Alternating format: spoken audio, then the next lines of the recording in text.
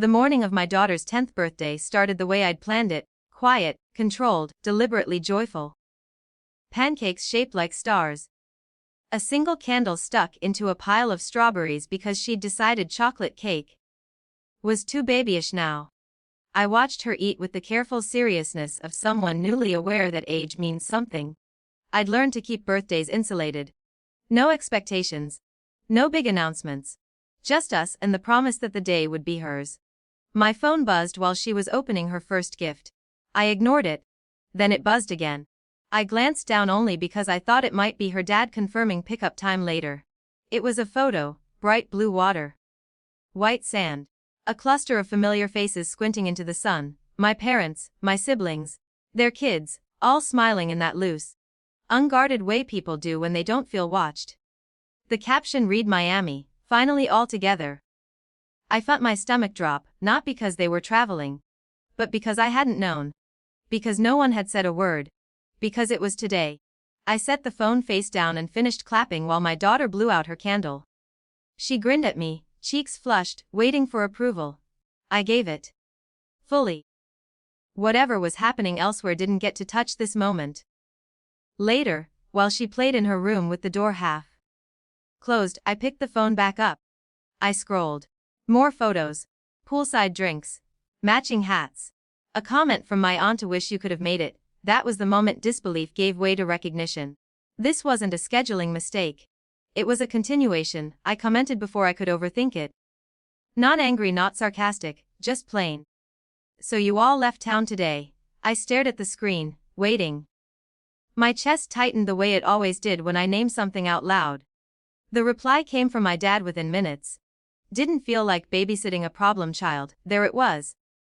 The old title, dusted off and deployed casually. Like it was a shared joke everyone understood. I sat down at the kitchen table. The chair felt too hard. My hands were steady, which surprised me. I wasn't spiraling. I wasn't crying. I felt something colder and clearer. I thought of all the times I'd swallowed that label. How it had followed me from childhood into adulthood, reshaped to fit whatever boundary I dared to set. Problem child meant I asked questions. Problem child meant I didn't smooth things over fast enough. Problem child meant I expected reciprocity. My daughter laughed from her room. A bright, unself-conscious sound. The contrast sharpened everything. I didn't want her inheriting this dynamic. I didn't want her learning that love was conditional and silence was safer. I typed my response slowly. Perfect. Because your retirement fund paperwork is finalized and no longer requires my involvement. I read it twice. Then once more. It wasn't a threat. It was a statement. I hit send. The comment thread went quiet. I knew exactly what that silence meant. Confusion first. Then panic. Because unlike the emotional labor I'd provided for years, calls returned, crisis managers, temporarily overseen, this was concrete. After my mom retired early, I'd been the one helping manage their accounts. Not because I was asked nicely, but because it was assumed. I was good with details. I liked responsibility. When I tried to step back before, I was told I was overreacting. This time I hadn't argued, I'd acted.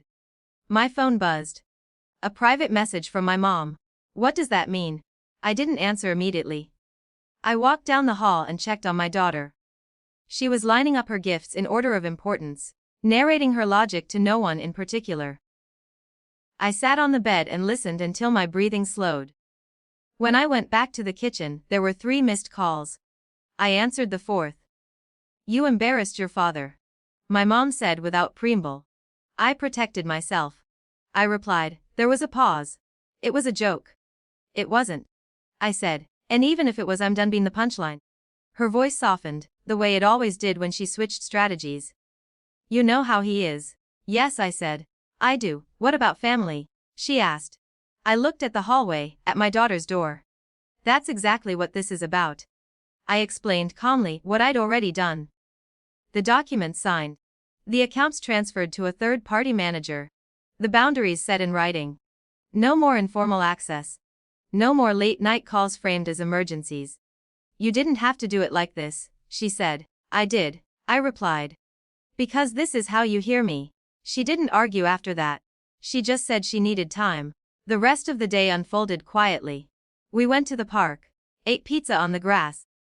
My daughter asked why Grandma and Grandpa hadn't called. I told her they were busy but loved her. That wasn't a lie, it was just incomplete. That night, after she fell asleep, I sat on the couch and let the exhaustion catch up to me. My phone stayed face down. I didn't need to see the reactions to know they were happening. In the following days, messages trickled in. My sister first, defensive and clipped. You didn't have to make it public. I didn't respond. My dad next. Short. You've always been dramatic. I archived it. Then an email from their financial advisor, confirming the change and outlining next steps. Professional. New deniable. That was the external consequence. Not shame. Not confrontation. Just reality shifting shape. A week later, my mom came by. She brought a small gift for my daughter, a bracelet with a heart charm. She didn't apologize. She didn't accuse either. We sat at the table and talked about logistics, about weather, about nothing that mattered. Before she left, she said, I hope this isn't permanent. I met her eyes. It depends on what changes. She nodded slowly. Like someone hearing a foreign language but recognizing the seriousness of the tone. After she left, I felt the familiar tug of guilt. Ending a pattern doesn't erase decades of conditioning. But underneath it was something steadier, relief. Not because I'd won, but because I'd stopped participating. My daughter wore the bracelet to school the next day. She told me she liked how it jingled when she ran. Watching her, I felt the grief surface, not sharp but deep. Grief for the childhood I hadn't been protected in. For the family I kept hoping would show up differently. But grief isn't the same as regret. I didn't regret choosing a different ending for us. The family went on with their trip. More photos appeared. I muted them. Life narrowed back to manageable proportions. On my daughter's birthday night, after the house went quiet, I wrote her a note and tucked it into her memory box. I told her she deserved to be celebrated. That love didn't come with labels. That adults were supposed to protect kids, not brand them. I didn't mention Miami. Or my father's words. Some truths are for later. For now, it was enough to know that the pattern stopped here.